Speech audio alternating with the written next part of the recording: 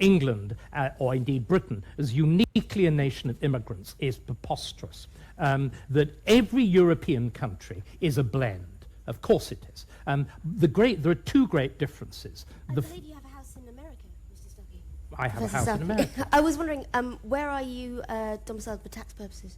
I am domiciled here, and I pay full taxes. And can I just say, as you have chosen to be personal and invidious, let me share a little story with you. One of the great things that is essential to Britishness is a sense of public duty, that you do things for nothing with organisations that can't pay. Ms. Penny, who has been advertising... Here it comes, folks. A hammer's about to come down on this young lady. These great left-wing virtues and I were due to debate for a very impoverished little society called the Thomas Paine Society on the virtues of a republic on the one hand and a monarchy on the other. I was prepared to do it for free.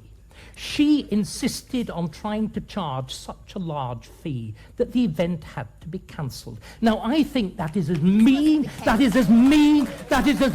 and grasping as some runt comedian, and I will not be lectured to by a jumped-up public school girl like you. I came from the bottom, and I will not have it.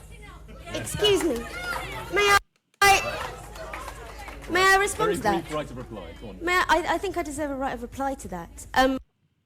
Oh, she absolutely deserves the right to reply, but the hammer, the velvet glove went Let's see her reply, folks. I personally feel that asking to be paid... Did you or did you not do what I've just said? I was going to respond to that, but... Why not do it straight away? Did you or did you not claim such a large fee that the event... I love it. He's got a glass of sherry with him, folks. He's got a glass of sherry as he's attacking this girl. Classic, absolutely classic. She has no idea, folks. She has no idea. Her brain is scrambling right now. No, I didn't. Mr. Well, Starkey. then every member of the committee is lying, and you clearly, as usual, are telling the truth. No, this is not what was said to me. I have emails. That wonderful, wonderful method of tracking.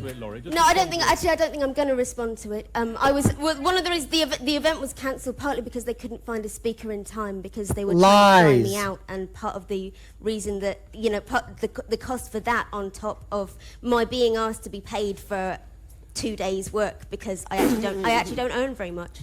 They had two pretty.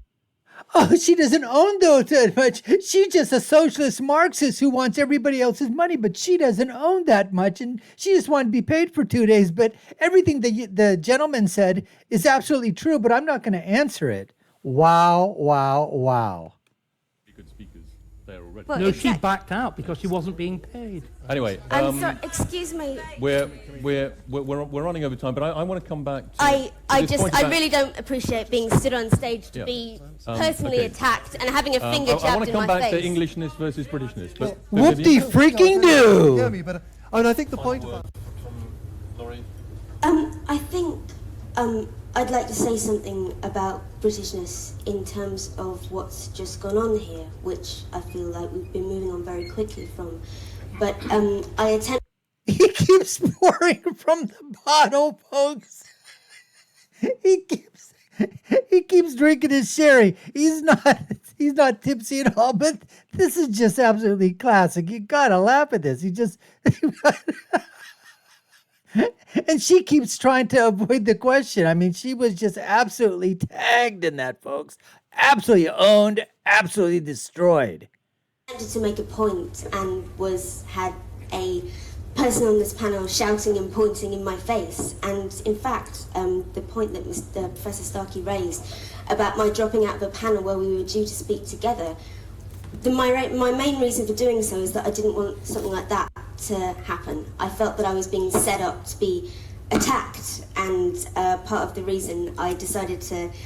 This is a difficult thing to say, and it's easier to say to event organisers that you're going to charge a ridiculous sum of money and be asked, and not necessarily ridiculous, but be asked to go. And she just got owned. Excuse me. Owned. I haven't finished my point. My point is that this is what debates like this come down to. There's a civil way of putting putting racial prejudice. There is also I'm sorry. Okay, Laurie. I want a final word. I wanted to say that there's a violence inherent in this discussion, and it comes out very, very easily. You started it. That's the problem. Typical. Did you see? It went to harassment. Oh, I don't want to attend these things because I'm going to get harassed. I'm going to be asked some questions. Guess what? Throw the R word out. It's racist. Throw the B card out. It's going to be bigoted. The M word. It's misogynistic. Oh, did you see they attacked me they told the truth, but they attacked me, but that doesn't matter. Folks, she just got owned and destroyed by that elderly gentleman as he was drinking and toasting to himself as to how he owned and destroyed this liberal libtard. Absolutely destroyed her. In Hobby Lobby is whose freedom is being infringed upon. Employees' freedom is not infringed upon when they enter into a consensual relationship with an employer that includes certain types of health care. Not consensual. Of course it is. They can quit. Who is forcing them? Where is the gun? Where is the gun? Who is forcing them? Where is the chain? Who is locking them? Stop with the gun language. The reason that I use the gun language is because it is vitally important for people to understand that every government measure at the end of the day it must be compelled by force. That's what government measures are for. There is a vast difference, a huge difference in terms of personal liberty and freedom between the government compelling behavior and a company saying that we are not going to provide certain types of coverage, and if you don't like that, you can quit or buy your own coverage. There's a vast difference. Absolutely true. Gun's the whole issue. Health insurance is an earned benefit. It's not given for free to employees. They earn it. Should your employer be able to decide how you spend your money? It is. Hold on. One second. Earned from whom? Okay, I may think that I earn twice the salary that I get from this radio station. That doesn't mean that I have an earned benefit from the radio station for twice what they're willing to pay me. It's always a consensual relationship. You pay for your health care. Well, first of all, I do because it was negotiated in the contract that I signed, in which I voluntarily engaged. And if I don't like that, I can quit tomorrow. Yes, so true. And so women say to me all the time, well, I offered to pay, but he wouldn't let me. Has that happened to anybody in this room? First of all, he's not your boss, and he's not your father. He doesn't decide whether you pay or you don't pay. You don't offer to pay, you pay. And if he can't handle it, he's a little boy. And that means you don't go out with him again because you're not going to change him, nor should you try. Yes? Where is manhood? Where is man protective and supportive quality? Why men? That's why it's so many gay guys now. They want to be protected and they have to be taken care of. So we're going back to the original argument about a real man protects and provides for a woman. How does that work out for men? How does that work out for men? And of course, that's turning men gay. That's a new one for me. Women file 70% of the divorces. How's that working out for men, the protecting and providing bit? AOL and Women's Day magazine 3 years ago surveyed 3,000 married women and asked them, would you marry your husband all over again? 85% of them said either they probably wouldn't or definitely wouldn't marry them again. Something is broken. So what you're saying, Tatiana, is that you don't like equality and you want to be protected and provided for. And what does the man get from that? What does he get out of that? I want men next to me. Yeah. Men. Yeah. Not somebody with spreaded hand.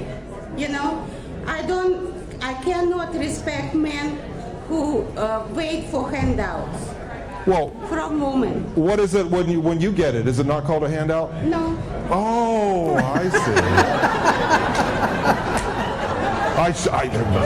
Why didn't I think of that? So when a woman has her hand out, that's not a handout. But when a man has his hand out, then it's a handout. We have more psychologists than ever in this country, and we're more dysfunctional than ever in this country. So I decided to look at the situation logically. I looked at my own life, I looked at the lives of my friends, and I've been on radio and TV. I interacted with callers all over the place. I keep hearing the same things over and over again. So I just made a very logical conclusion about what's really going on. And what's really going on is that men are wimps, they're eunuchs, and women are merchant marines. They expected to be paid for sex, and that's why men and women don't work. So I said, okay, that's what's happening. How do we fix it? And how we fix it is we treat each other like peers. So if you're a woman, you can get a college education and you can get a great job, you're not going to be protected and provided for. That's the way it is. The whole feminist movement was about equality. So when you get equality, well, not so fast. Not so fast. I don't want to give up the free drinks. I've been on TV so many times debating about ladies' nights. And women are so angry. They think that's a fundamental right and should be in the Constitution. Now why? Huh? Are you bitter? You're bitter. You sound very bitter. You sound really bitter. Really? You are very bitter. Very bitter man. A very bitter man. I'm a very bitter man because we have an 11th commandment in the United States. The 11th commandment is thou shalt never criticize a female. And if you do, you're a misogynist. Unlike what these women in the back said, I am not bitter. I like women very much. Women, in my definition, are adults who like to be treated like equals and who can take care of themselves. Those are women, and I like them very much. And by the way, dear, they like me. Any man who writes a book called Under the Clitoral Hood, trust me, women like me. Because I know what it is, I know where it is, and I know how to operate it. So this gentleman over here, obviously, I think, had a great back and forth with these women. And if he's written a book Under the Clitoral Hood, Unlocking the Key to Female Satisfaction, that's my interpretation of that book. He basically said, I know where it is, I know how to use it, I know how to get pleasure, all that stuff. But the other lady, I guess she was either Russian, Ukrainian, Tatiana. Look, she said that she wants a man's man. She wants the man to be the person in charge. She wants the man to pay.